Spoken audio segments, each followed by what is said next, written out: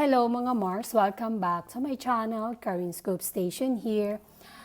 Disclaimer, ang mga photos na inyong makikita dito sa video na ito ay hindi ko po pagmamay-ari at ikikredit natin ang mga may-ari nito. February 10, 2024 ay nagkaroon ng Thanksgiving at Chinese New Year celebration ang Beauty Derm Corporation, kung saan ay nakapanayam si Ma'am Sylvia Sanchez. Hindi pinalagpas ito ng mga reporter na interviewin si Ma'am Sylvia Sanchez.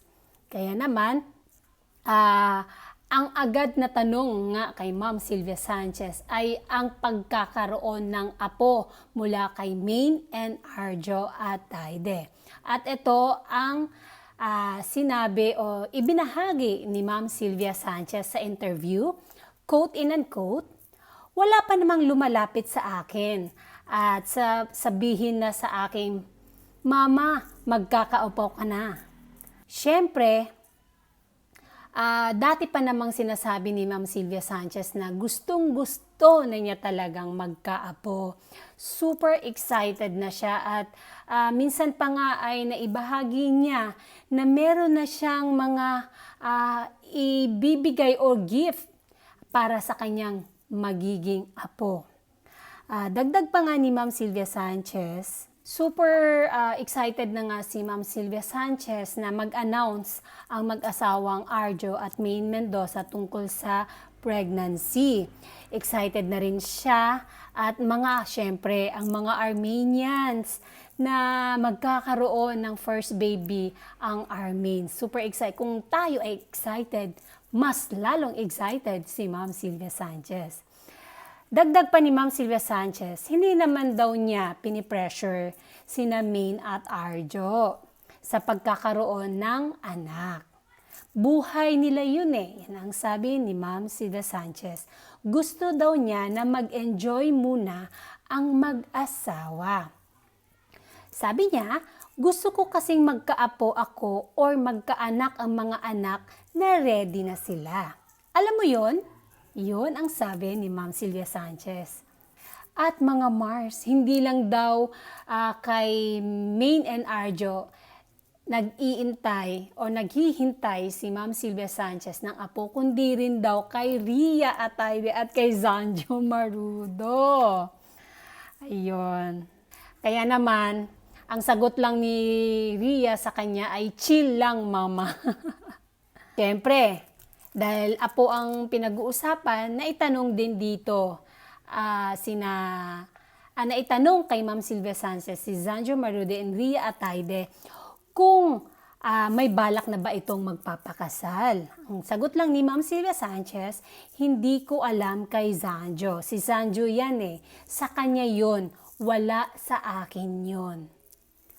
Ayaw daw niya pangunahan, kaya naman ay maghihintay na lang talaga siya kung gusto na daw nilang dalawa na mag-asawa. Tama nga naman. And naitanong din sa interview kung paano nga ba sina Maine Mendoza and Arjo Atayde as mag-asawa. Sa nakikita daw ni Ma'am Sylvia Sanchez ay sobrang kinikilig nga daw talaga siya dahil sobrang nagmamahalan ang dalawa. Iniinit daw ang food ni Arjo Atayde ni Maine.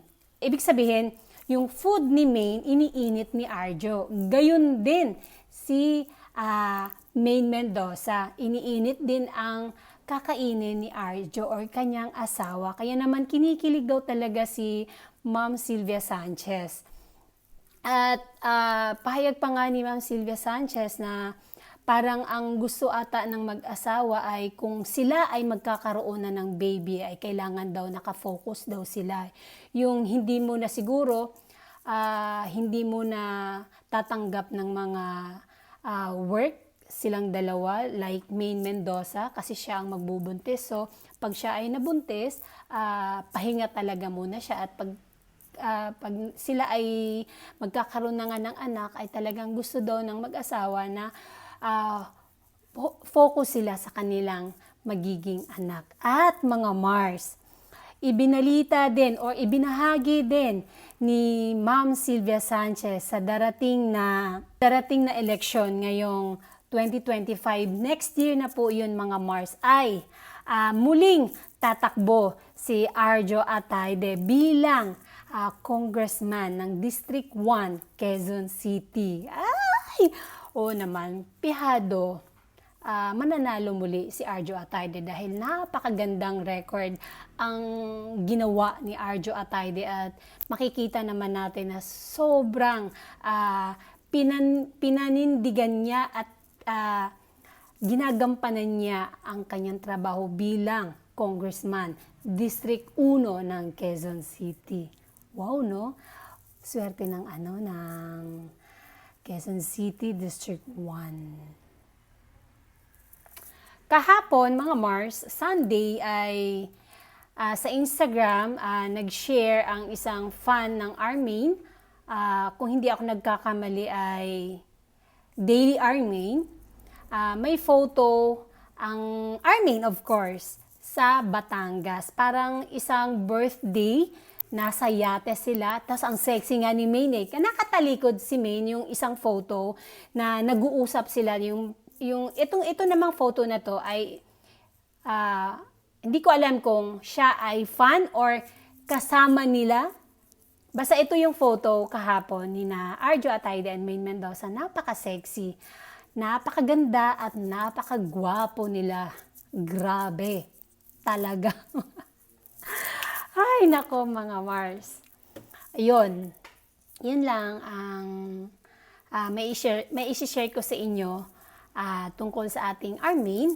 At mga Mars, tungkol naman kina Bea Alonzo and Dominic Roque, ay sila ay nag-post kahapon, February 11, 2024, sa kanilang kanya-kanyang Instagram account na ibinahagi nga nila ang mutual decision sa kanilang paghihiwalay. Ito ay isang joint statement ni Bea and Dominic kasi nga parehong nakatag and same statement, parehong post ang dalawa. Ang sabi, quote in and quote, after much thought, consideration, and care, we have mutually decided to amicably end our engagement. It was not an easy decision. We wanted to have more time to carefully deliberate and pray about it. But there have been many speculations, questions, and insults. Unfortunately, some even confirmed our breakup without our consent, and some created ridiculous stories that had no basis and were utterly false.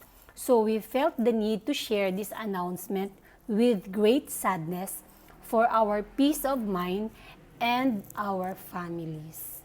Grabe naman din kasi yung iba makagawa ng kwento. Yung sobrang paninirang puri na po talaga para kay Dominic Roque. And then may mga pangit din na mga lumalabas tungkol kay Bea Alonzo.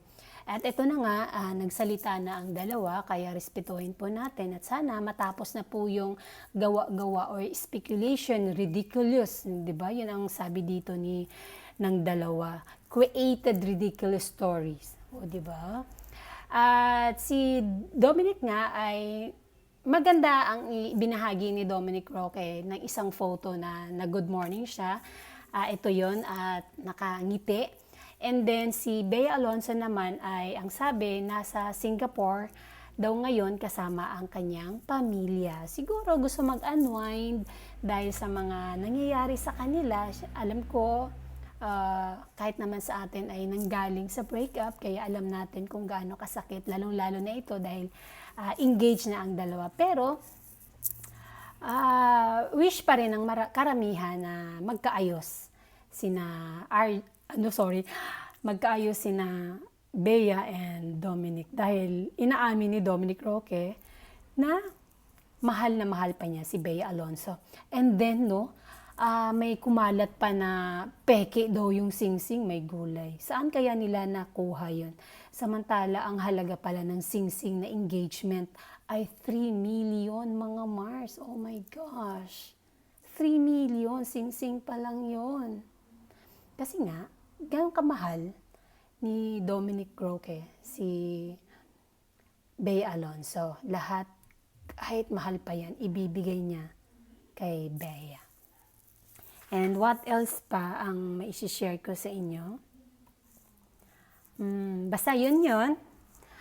Ang ating Armin, Ma'am Sylvia Sanchez, ay excited na magkaroon ng apo, pero hindi niya pinipressure ang dalawa. Gusto niya na mag-enjoy muna sa bawat isa sa kanila. Siyempre, dahil pag may baby na nga, iba na ang focus. Pero, siyempre, mas lalong happy ang Armin dahil kung sila ay magkakaroon na ng baby. Ay, wish din talaga natin na sila ay magka-baby na. And that's it mga Mars. Thank you for watching this video. Please like, comment, and subscribe for more scoops. Shout out Armenian. Bye!